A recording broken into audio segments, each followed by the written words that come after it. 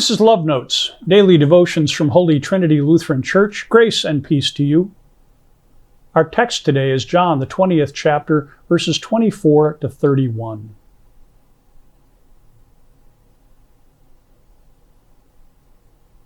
After Jesus appeared to the disciples, we find out that somebody was missing. Remember what Jesus said about never losing anything? Well, Jesus comes back to find the one who wasn't there. Verse 24 says, Thomas, who was called the twin, one of the 12, was not with them when Jesus came. Maybe that's a testament to the fact that the Spirit comes when we're together as a community.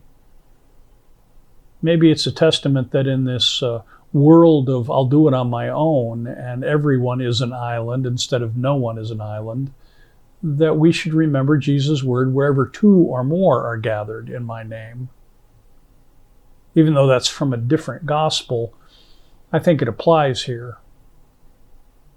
But that doesn't mean Thomas needs to be left out. The other disciples told him, "We have seen the Lord." They witnessed, they testified, just as they've been told to throughout this gospel.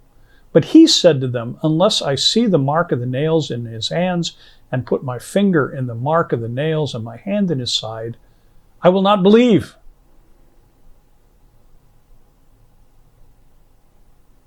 Just as the disciples had not accepted the witness of Mary and so were locked in the room for fear of the Jews, Thomas now is locked in his own fear because he will not believe the testimony of his brothers. Then it says, a week later, on the next Sabbath, his disciples were again in the house, and Thomas was with them. Now let's see what happens when you're all together.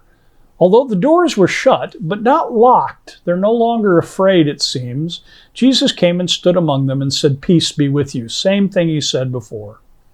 Then he said to Thomas, "Put your finger here and see my hands. Reach out your hand and put it in my side. Do not doubt is what many texts say, but believe."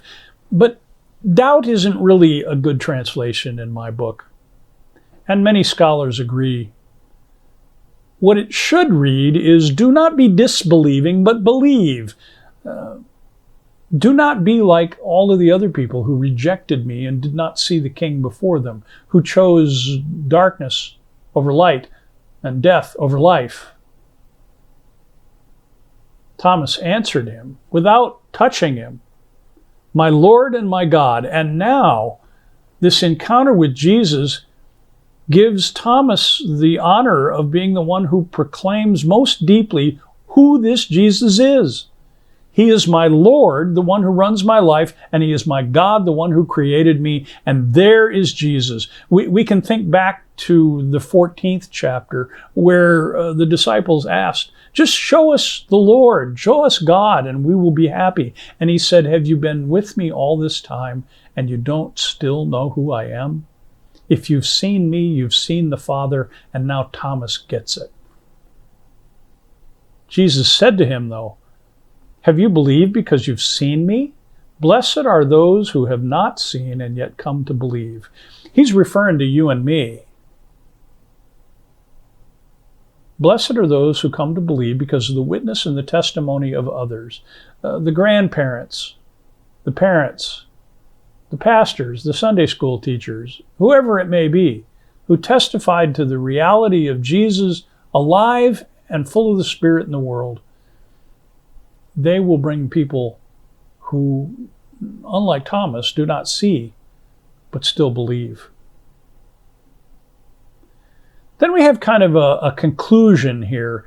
It may be that this was the conclusion of the Gospel of John and then other materials added that we'll see, or it may be that it's a conclusion to this resurrection series of narratives. But it says, "Now Jesus did many other signs in the presence of his disciples that are not written in this book. But these are written so that you may continue to believe that Jesus is the Messiah, the Son of God, and that through believing you may have life in his name." These are written so that you may continue to believe. You can translate that a couple of ways from the Greek. You can either translate it so that you may continue to believe. In other words, this is written to disciples who already believe but are growing in their discipleship, who are coming out of the darkness like Nicodemus and Joseph and others. It can also be translated so that you may come to believe, that this will be the first instance by which you come to understand who Jesus is. And there have been arguments about which one is more correct. I'm not sure it really matters. I think John may have been a little intentional about using this word that could be vague either way, because it applies to both. Sometimes faith is a process that grows over time, and sometimes faith encounters us and changes our whole life. Either way, believing that Jesus is my Lord and my God is the point of the text. May we believe and call him my Lord and my God. Amen.